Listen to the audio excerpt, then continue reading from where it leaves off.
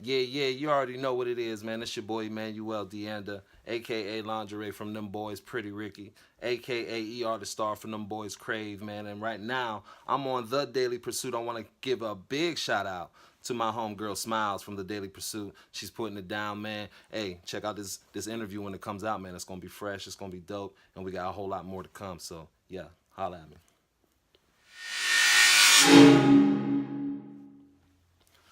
I must have been crazy. I must have been out of my head.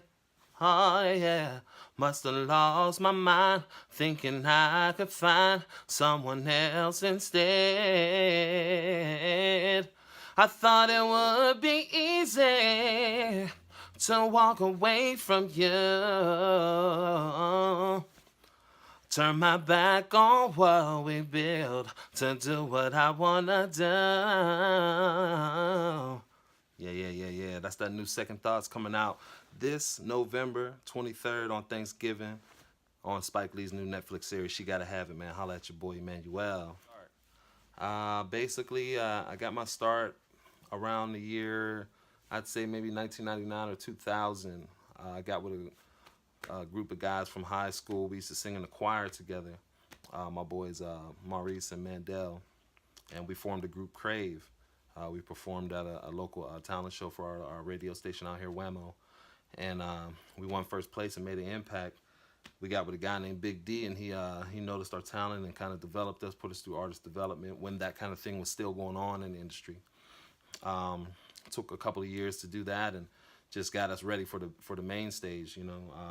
Once we were ready, we started recording and doing shows and grinding, and we built up a lot of momentum out here in Pittsburgh. We were one of the first local artists to achieve power rotation. We were getting played as much as all of the majors. Um, we had posters up downtown over top of jewelry stores. We had our own shoes that we were kind of like helping push for a jewelry store. All of this stuff, man. We really grinded. We performed three summer jams in a row. Um, the third summer jam was pretty monumental because Pretty Ricky came to town and came on stage and actually just kind of made it official that they signed us. And also that day, we received the key to the city by Mayor Ravenstall at the time, and we also got the proclamation of Crave and Mean Street Day on July 21st. So it was just a lot of great things that we kind of achieved out here. We achieved a lot of firsts, especially at radio, for just coming in number one on the top 8 at 8 or Hot 4 at 4, stuff like that. Just what I mean. We were really rolling out here in Pittsburgh. I got a really good experience from a radio and even an industry side out here in the city. Um, just gaining momentum, gaining popularity, doing shows, and just watching it build. And from there, like around 2007, that's when I pretty much took off and got out there on the main stage. There were a lot coming up during the time, especially when I was in Pittsburgh. As I mentioned before, Pretty Ricky coming on stage and saying that they're signing us. We receiving the key to the city and the proclamation. But I think one of the next big moments happened when we made an appearance on Wild Out Wednesdays on BET's 106 and Park. I think that was big for us. You know what I mean? You really didn't see too many artists from Pittsburgh even stepping on that stage at all for anything. You know what I mean? As far as dropping records or walking records on to 106 and Park or videos or anything. So we really wanted to go up there and make an impression. We didn't win Wild Out Wednesday. It was kind of a downer. It was upsetting, but at the same time, it was an experience, and we also made an impact. So that big moment was huge for me because it was just like kind of like our way of saying, hey, we're here. We've been grinding for a long time, and it was a way to show our city, like, look, man, we've been grinding. I know y'all heard of us and seen us and heard our songs on the radio, and we took the next step. We're right here on BET's 106 and Park, and we're rubbing shoulders with some of the big dogs. So it was really a gratifying moment for me and my group members. That's a hard one right there because there's multiple things I think I can't live without. I don't know. That's a pretty broad question, Smiles. I don't know. One thing if I had to pick, it'd probably be maybe the studio. I don't know. I'll say my piano.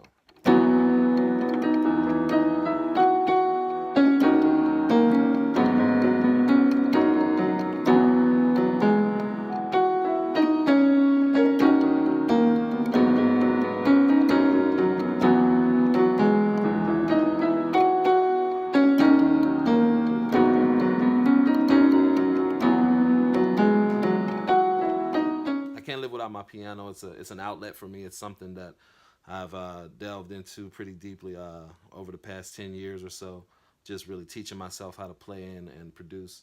But if I didn't have my piano, I don't know. I don't know what I would do, man. I love, just being creative and discovering things about myself that opens me up more as an artist. It really, really is something that I can't go without. I can't do it. I need to touch them keys at least once a day, baby. You know what I'm saying? Yeah. I'd probably tell them, hey, leave them girls alone. You know what I'm saying? Stay away from them ladies, and not too many of them. It get a little crazy out here. You mess around, start getting baby mamas and dramas and all kind of stuff. No, but I don't know. I'd probably tell the old Emanuel, just look, man, just be smart, be wise. Know what you're signing. Don't be so quick to jump on the first opportunity. Don't be so quick to sign the first contract. Don't be too eager. Be wise and be smart. Sometimes as artists, we get a little bit desperate or just excited about being in a moment or a situation or something like that. It's we get a little bit too ambitious probably. So a lot of times you want to to kind of take a step back, think things through, ask the right questions, confide in the right people, get you a lawyer, you know what I'm saying? Do some more research and more research. And, definitely I would let them know, like, man, look, just take your time. You got your whole life ahead of you. You know what I mean? Everything that glitter ain't gold, baby. As if I had a little lamp and a genie that come up out of that thing. Oh, man. First of all, I probably would wish that racism in the entire world would be gone. It would just be over with. You know what I mean? It's something that just hampers the entire world. It tears us down. The very fabric of society has been unwoven and tore down, over the centuries because of racism and just the ridiculousness of racism and just judging people by the skin of their color. I mean, the color of their skin. It's just been a bad thing. I really, really wish, that was one thing that was gone. Another wish, second wish, I wish that I had like unlimited amount of money. You know what I mean? I can just, I had a gazillion, trillion, $4 dollars or something crazy like that. And, I could just go around the world and give to the situations and the needs of the people that aren't being paid attention to. You know what I mean? There's a lot of situations out here that in cities and people and youth and children that need certain things that aren't getting funded or getting looked over or looked past. I definitely would do that. I would go and fix up some of these poverty-stricken neighborhoods. I would go save the hood if I could. You know what I'm saying? I would go set up, programs and institutions right in the hood to educate our people, to uplift us so we can, learn about business and structure and keeping that dollar circulating and all of these good things. I definitely would do that. I would love to have unlimited funding forever to be able to, rehabilitate, our people, my situation. As a third wish, for me, I wish I could live forever. I don't think anybody wants to check out and get out of here. I think everybody, if they had a shot, they would want to, stay on this earth and kind of stay young forever and experience life. It's one of the joys of living. I wish I could live forever, make music forever, but, my thing is, I got to put my soul into every record so I can definitely live forever, and that's what I'm going to continue to do. I don't know. I can kind of rap a little bit. I got a little freestyle action. Not that I'm gonna prove it or nothing right now, but you know, I can rap a little something. You know, when I get into the mode, especially when I get into the vibe, when I'm in the studio with my folks and we're having a good time. Hey man, I might pull that thing out and just start rolling with it. You never know. You know, you got to catch me in the studio, or maybe one of these days we'll get video of me. You know, probably flowing a little something. I got something to say sometimes. You know, sometimes. But other hidden talents. I don't know. I can cook pretty decent. You know, I'm creative, just like I'm creative in the studio and songwriting and all that stuff. I can get creative in the kitchen. You know, I'm no master chef, but maybe one of these days I'll definitely master that skill. But yeah, I can cook. I can get in the kitchen and surprise you, ladies. You know what I'm saying? So if you're looking for a boyfriend, man. Yeah. Let's just edit that out real quick. Yeah. All right. I like to read a lot. So I've read the Miseducation of the Negro a couple of times, and I like the things that Marcus Garvey was about, the things that he said and what he mentioned, especially about education and self-education. Just basically the phrase of, we all get an education, but it's the second education that is going to be the one that's going to be most fruitful. Especially when you're able to educate yourself. A lot of times, we deal with being into the normal system of education that we get. A lot of times we're not afforded the truth, and when you go out there and you actually start picking up a book on your own and educating yourself on certain things, even the history of who you are and your people and where you're from, those are the things that are going to be the most fruitful. And I really enjoyed that phrase from Marcus Garvey. He's a legend, and that really helped me, to go out here and get knowledge of self, being able to open up a book, do the research, check out them hidden colors and educate myself and go out there and see, like, look, man, just because we were given a public education or whatever the case may be, doesn't mean that we can't educate ourselves and find the truth out about ourselves, the history of the world, the history of America, all of those things. So definitely my favorite. What about Crave and Pretty Ricky? Crave, we're working on a few things. I don't know, people have been asking about us for years and they want to know, but like I tell everybody, we haven't stopped being a group, really. We've performed a few times here and there over the years, and we're still friends. But you never know, anything is possible, especially in the day and age of groups reuniting. You never know, you might see Crave on the stage again, and it's been talked about. So I would love to do that, maybe even release some new music or some unreleased music that never got heard. The stuff that we recorded with Pretty Ricky, I'd love for you guys to hear that. It was an amazing record that we were getting ready to put out on Crave. And even with Pretty Ricky, like I said, it's the year of groups getting together. You see everybody out here just reuniting and just bringing back that good feeling. So, don't be surprised if you see me on stage with Pretty Ricky again. You never know. Them are still the homies. Shout out to Spectacular, Baby Blue, Slickum. You know what I'm saying? Even shout out to Pleasure. He came back to the group. So, like I said, everybody's making comebacks and returns. So, anything is possible, man. Just keep your eyes open, baby. We coming. Shout out, my great city of Pittsburgh. I love y'all for supporting me forever for all these years. Shout out to Pretty Ricky for the love and for the opportunity. Shout out to Big D, my former manager, still my good friend. For just giving me game and helping develop me over the years, get my mind right. Shout out to my boys Crave, Maurice and Mandel. You know what I'm saying? It ain't over because we ain't dead, baby.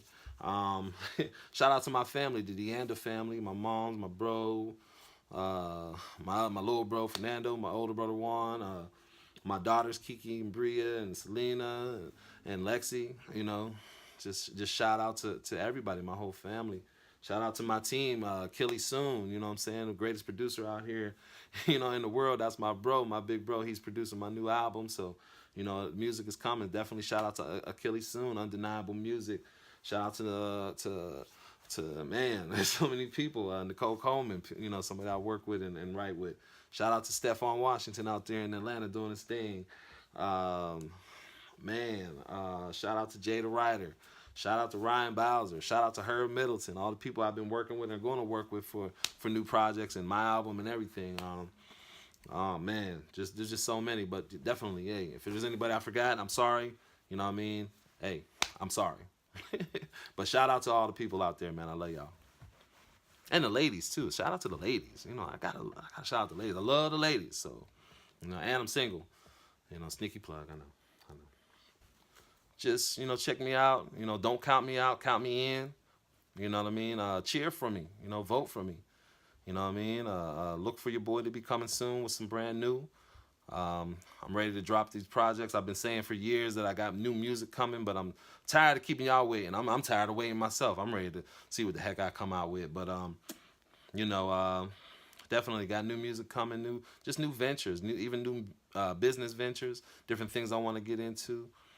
I just want to come out and show the world that, you know, I have the talent and I have the ability to come out and even recreate myself. You know, I'm actually working on a book right now, so you know I just want to tell you guys my story and my experiences on the way into the music industry. There's a lot of people out here that, you know, are trying to achieve some of the things that I've seen and done, and you know, let me give you an inside look on how I did it, you know, why I did it, and you know how I ended up. You know, it's a great feeling. So, you know, like I said, I'm working on a book, so hopefully, you know, when it comes out, everybody checks it out and go and get it and support your boy.